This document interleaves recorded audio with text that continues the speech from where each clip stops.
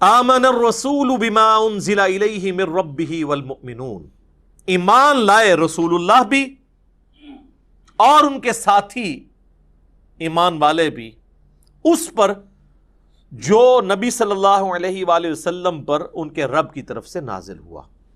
یہ ہماری خوش قسمتی ہے کیونکہ ہم بھی ایمان والوں میں شامل ہیں، یعنی ایمان قبول کرنے والوں میں۔ طویل خاص میں تو صحابہ ہیں، اور پھر قیامت تک جو لوگ بھی ایمان قبول کریں گے، کہ اللہ نے اہل ایمان کا ذکر اپنے پیغمبر کے ایمان کے ساتھ کیا ہے۔ سب سے پہلے محمد بن عبداللہ ایمان لے کر آئے ہیں محمد الرسول اللہ پر، رسول اللہ نے خود بھی اپنے اوپر ایمان لے کے آئے ہیں۔ یہ بڑی باریک بات ہے، یعنی اللہ تعالیٰ پیغمبروں کا دل ایسا بناتا ہے کہ جب ان پر فرشتہ نازل ہوتا ہے تو ان کو اس بات پہ استقامت ملتی ہے کہ یہ فرشتہ ہی آیا ہے، کوئی شیطان نہیں میری طرف آیا۔ یہ جو دل کا پختہ ہونا ہے ایمان کے اوپر کہ واقعی اللہ کا پیغمبر ہوں، یہ اللہ کی طرف سے ہوتا ہے۔ جب نبی الاسلام پہ پہلی وحی نازل ہوئی تو نبی صلی اللہ علیہ وآلہ وسلم سب سے پہلے اپنے اوپر ایمان لے کر آئے۔ اسی کو کہا جاتا ہے کہ محمد بن عبداللہ ایمان لائے محمد الرسول اللہ پر، اور اہل ایمان بھی۔ کل آمن باللہ وملائکتہ وکتبہ ورسلہ، اب یہ سب کے سب لوگوں کا یہ حال ہے کہ یہ ایمان لاتے ہیں اللہ پر، اس کے تمام فرشتوں پر، اس کی کتابوں پر اور اس کے رسولوں پر۔ تو عقیدہ توحید اور رسالت اس میں کور ہو گیا، آخرت کا ذکر تو بعد میں آ جائے گا۔ فرشتوں پر ایمان، کتابوں پر ایمان بھی توحید اور رسالت کی کیٹیگری میں ہی فال کرتا ہے۔ فرشتوں کو اللہ نے پیدا کیا اور پیغمبروں پہ ہی کتابیں نازل ہوتی ہیں۔ بڑی تین کیٹیگریز وہی ہیں، عقیدہ توحید، عقیدہ رسالت اور عقیدہ آخرت۔ لا نفرق بین احد من رسلی، ہم رسولوں میں ایمان لانے میں فرق نہیں کرتے، ایمان سب پہ برابر کا ہے۔ یہ جو سورۃ البقرہ میں آیات آئی تھی نا، تلک الرسل فضلنا بعضهم علی بعض، تو اس میں نے عقیدہ تفضیل بین الرسل اور تفریق بین الرسل کے اوپر ڈیٹیل سے گفتگو کی تھی کہ رسول ایک دوسرے پہ فضیلت رکھتے ہیں، یہ عقیدہ بالکل درست ہے، لیکن اس کی بنیاد پہ کسی رسول کی تنقیص نہیں ہو سکتی، اور تفریق تو کر ہی نہیں سکتے کہ آپ رسولوں میں ایمان لانے میں فرق کر دیں۔ جس طرح کہ جیوز نے حضرت عیسیٰ کو ماننے سے انکار کر دیا، بنی اسرائیل کے باقی سارے پیغمبر مان لیے تو وہ بھی کافر ہیں۔ کرسچنز نے حضرت عیسیٰ کو مان لیا لیکن ہمارے نبی صلی اللہ علیہ وآلہ وسلم کا انکار کر دیا، وہ بھی کافر ہے۔ وقالوا سمعنا واطعنا، اور اہل ایمان کی نشانی ہے، وہ کہتے ہیں ہم نے سنا اور اطاعت اختیار کی۔ اور وہ یہودی کیا کہتے تھے؟ سمعنا وعصینا، سنا اور نافرمانی کی، نعوذ باللہ۔ غفرانک ربنا والیک المصیر، اے اللہ ہم تیری مغفرت کے طلبگار ہیں اے ہمارے رب، اور ہمیں لوٹ کر تیری طرف جانا ہے۔ یہ لوٹ کر تیری طرف جانا ہے عقیدہ آخرت آ گیا۔ تو یہ تجدید ایمان ہے جو میں نے شروع میں کہا تھا کہ سارے بنیادی عقائد ان آیات کے اندر کور ہیں۔ لا یکلف اللہ نفسا الا وسعها، اللہ تعالی کسی جان پر بوجھ نہیں ڈالتا مگر اتنا ہی جتنا اس کی وسعت ہے۔ یہ دنیا کے اعتبار سے بھی ہے، آخرت کے اعتبار سے بھی، اور یہ اللہ ہی ہے، یقین کریں، جو جج کر سکتا ہے، کیونکہ کچھ چیزیں تقدیر میں ہیں۔ حتیٰ کہ صحیح مسلم میں حدیث ہے کہ یہ جو دانائی ہے نا، کسی کا ذہین ہونا، یہ بھی تقدیر سے ہے۔ تمام لوگ ذہانت میں برابر نہیں ہو سکتے۔ البتہ ایک ڈیٹم لیول پہ چیز ہے جو سب کو دی اللہ نے، وہ اللہ کی پہچان ہے، آخرت کی کامیابی وہ حاصل کر سکتے ہیں۔ اس میں اگر کوئی پاگل ہے، اس سے تو ویسے ہی اللہ تعالیٰ نے قلم اٹھایا ہوا ہے، اس اعتبار سے سارے برابر ہیں۔ لیکن جو باقی جو صلاحیتیں ہیں، ظاہر ہے ہر بندے کو ڈیفرنٹ اللہ نے دی ہیں، تو اللہ یہ جج کر سکتا ہے کہ اس کو میں نے 100 نمبروں کی صلاحیت دی تھی، اس نے 70 حاصل کیے، یہ ناکام ہے۔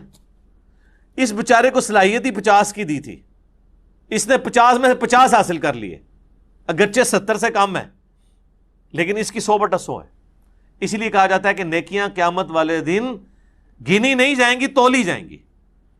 کسی شخص کی ایک نیکی کسی کے 1,00,000 نیکی کے برابر بھی ہو سکتی ہے، کیونکہ جو اسے اللہ نے شاکلہ دیا تھا، سورہ بنی اسرائیل میں سے کہا گیا نا کہ شاکلہ، گیون سرکمسٹانسز، جو ماحول دیا گیا، کچھ چیزیں آپ کو تقدیر کے اعتبار سے دی گئیں، ظاہر ہے وہ تو آپ چینج نہیں کر سکتے، انہی حالات و واقعات میں آپ بیسٹ کتنا پرفارم کر سکتے تھے.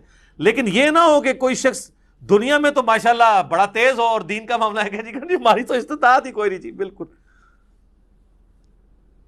ٹائم ہی نہیں ملتا جی. ٹائم سارا تو دنیا نو لایا, ٹائم تو کتوں لبے, فوٹو کاپی ہوندی ٹائم دی. تو دنیا داری میں وہ فل تیز. آپ دیکھیں کتنے آپ کو لوگ نظر آئیں گے جب دین کی بات کریں تو لگتا ہے کہ یہ بیچارے بالکل گئے گزرے ہیں, لیکن ان کو آپ کبھی اپنی دکان پہ دیکھیں تو یہ تو دنیا میں تو میں آپ سے یہ بات کروں گا نا, اور تو کوئی جرت نہیں کرے گا یہ بات کرنے کی, کیونکہ لوگ ڈرتے ہیں آپ لوگوں سے یہ بات کرتے ہوئے. لیکن آخرت میں چمڑی اتر جانی ہے کہ اللہ تعالیٰ فرمائے گا اچھا تو بالکل ہی سیدھا سا, تمہیں سمجھ ہی کوئی نہیں لگی. تو وہ اس کی وسعت کے مطابق لہا ما کسبت وعلیہا مکتسبت, اسے اجر ملے گا اس کے کیے ہوئے نیک اعمال کا بھی, اور وبال بھی ہوگا جو اس نے برے اعمال کمائے ہیں. لہا اس کے لیے, علیہا اس پر.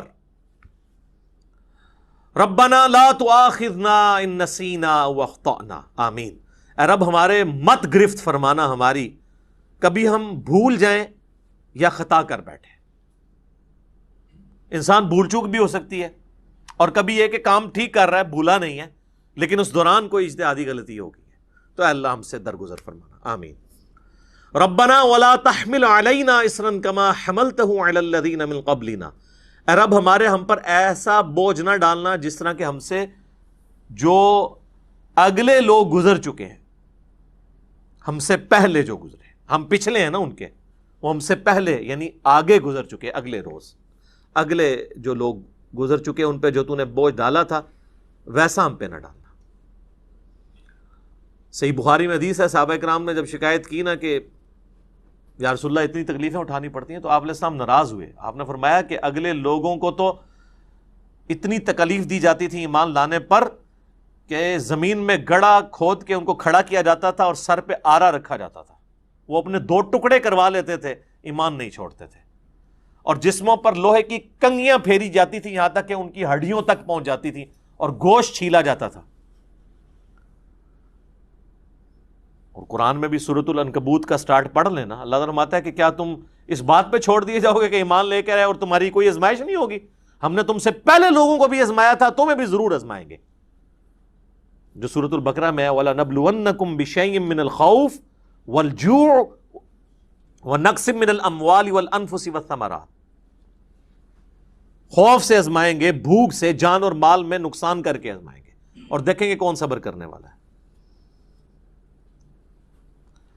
ربنا ولا تحمل علينا اصرا كما حملته على الذين من قبلنا ربنا ولا تحملنا ما لا طاقة لنا به, اے رب ہمارے ہم پر ایسا بوجھ نہ ڈالنا کہ جس کو لے کر ہم چل نہ سکیں. ایسا بوجھ نہ ہو, یعنی ہمارے معاملات بھی چلتے رہیں اور ہمیں جو شریعت کی پابندیاں ہیں اس کو بھی ہم ایگزیکیوٹ کرتے رہیں. ایسا نہ ہو کہ ایسے حالات و واقعات بن جائیں کہ ہم تیرے احکامات کی پیروی نہ کر سکیں حلال اور حرام کے اعتبار سے. واعف عنا, اے اللہ ہم سے درگزر فرمانا, آمین. ویسے عفو کہتے ہیں ڈھیل دینے کو, چھوڑ دینا. واغفر لنا, اور ہمارے گناہوں کو ڈھانپ دینا, ہماری بخشش فرمانا. وارحمنا, اور ہم پر رحم فرمانا. انت مولانا, تو ہی ہمارا پشت پناہ ہے. حسبنا اللہ ونعم الوکیل, ہم نے اللہ پر بھروسہ کیا اور وہی بہتر کارساز ہے, وہی ہمیں کافی ہے. فانصرنا علی القوم الکافرین, پس کافروں کے مقابلے پر ہماری مدد فرمانا. اچھا یہاں پہ یہ سورۃ البقرہ مکمل ہوئی الحمدللہ. آپ دیکھیں کہ یہ بیسیکلی تو اس کے اندر بہت بڑے اشارے تھے آخری آیات کے اندر, کیونکہ یہ غزوہ بدر سے پہلے نازل ہوئی ہے, اور اب یہ دعائیں سکھائی جا رہی ہیں کہ اب تمہارے جہاد اور قتال کے مراحل شروع ہونے والے ہیں. اس وقت تو صحابہ کو پتہ ہی نہیں تھا, ان کی تو پوری زندگی جو ہے وہ جنگوں سے عبارت تھی. یعنی آخری دفعہ ہی مل کے جاتے تھے اپنے گھر والوں کو, چاہے بدر میں گئے ہیں, احد میں گئے ہیں, خندق میں گئے ہیں, خیبر میں گئے ہیں, اور پھر حضور کے بعد بھی قادسیہ اور یرموک بھی لڑنی پڑی, ہزاروں لوگ شہید ہوئے. تو اس کے یعنی تمہید کے طور پہ یہ صحابہ کرام کو تعلیم دی جا رہی ہے کہ اب تم پہ مشکل حالات و واقعات آنے والے ہیں، تیاری کر لو، یہ دعائیں اللہ تعالیٰ سے مانگتے رہو اور اللہ کی طرف رجوع رکھو تاکہ اللہ تعالیٰ کافروں کے مقابلے پر تمہاری مدد فرمائے، آمین۔ تو یہ میرے بھائیوں کمال کی آیات ہیں، ان کے اوپر تو خیر 1 گھنٹہ اور بھی گفتگو کی جا سکتی تھی، میں نے کوشش کی کہ جو ٹیکنیکل ایشوز ہیں نا اس کو ڈسکس کروں جن کی تفسیر مشکل تھی، باقی چیزوں کو میں نے سکپ کر دیا یہ کیونکہ سیلف ایکسپلینیٹری ہیں خود ہی یہ آیات۔ باقی نبی صلی اللہ علیہ وآلہ وسلم کی بعثت کی برکت سے کئی ایک اللہ تعالیٰ نے شریعت کی پابندیاں جو اس میں آیا نا کہ ہم سے پہلے لوگوں پہ جو بوجھ ڈالے ہم پہ نہیں ڈالنے، تو وہ کئی ایک بوجھ تو حضور کی بعثت کے ساتھ ہی اللہ تعالیٰ نے اٹھا لیے ہیں، جیسا کہ بخاری مسلم میں حدیث ہے کہ مجھ سے پہلے کسی نبی کو یہ خصوصیت نہیں ملی کہ پوری زمین اس کے لیے سجدہ گاہ ہو جائے۔ وہ تو سفر میں جاتے تھے تو نمازیں گنتے رہتے تھے، واپسی پہ آ کے صرف مسجد میں ہی ادا کر سکتے تھے۔ میرے لیے اللہ نے پوری زمین مسجد بنا دی، جہاں مرضی میرے امتی نماز ادا کریں۔ اگلی امتوں کے لیے مال غنیمت حرام تھا، یعنی جنگوں میں کافروں کا چھوڑا ہوا مال وہ لا کر ایک اوپن میدان میں رکھا جاتا تھا، آسمان سے ایک بجلی نازل ہوتی تھی، وہ راکھ ہو جاتا تھا، تاکہ یہ چیز انشور ہو کہ کوئی بھی مسلمان کافر کا مال لوٹنے کے لیے جنگ نہیں کرے گا بلکہ اللہ کے لیے کرے گا۔ تو ویسے یہ پابندی کسی حد تک ٹھیک ہی تھی، لیکن حضور کی برکت سے اللہ تعالیٰ نے مال غنیمت کو حلال کر دیا کہ ٹھیک ہے تم اس کو استعمال کر سکتے ہو۔ اور پھر آپ کو پتہ ہے غزوہ احد میں پھر مس ہینڈلنگ بھی ہوئی، اس کے اوپر سرزنش بھی ہوئی، 60 آیات نازل ہوئی سورہ آل عمران کی کہ تم نے نبی صلی اللہ علیہ وآلہ وسلم کی نافرمانی کی ہے دنیا کے مال کی وجہ سے، اور اس سرزنش کا فائدہ ہوا کہ پھر اس کے بعد صحابہ کرام کو جنگ ہارے نہیں ہیں، ڈسپلن کبھی اپنا لوز نہیں کیا، کیونکہ اللہ تو پھر قادسیہ اور یرموک بھی دیکھ رہا تھا نا کہ اس کے بعد اتنی بڑی بڑی جنگیں ہونے والی ہیں اور وہاں تو پوری دنیا کے خزانے ان کے ہاتھوں میں لگنے والے ہیں، تو پہلے ہی ذرا اس اعتبار سے ان کی تربیت کی جائے کہ اللہ کی رضا کے لیے سارے کے سارے معاملات ہونے چاہیے۔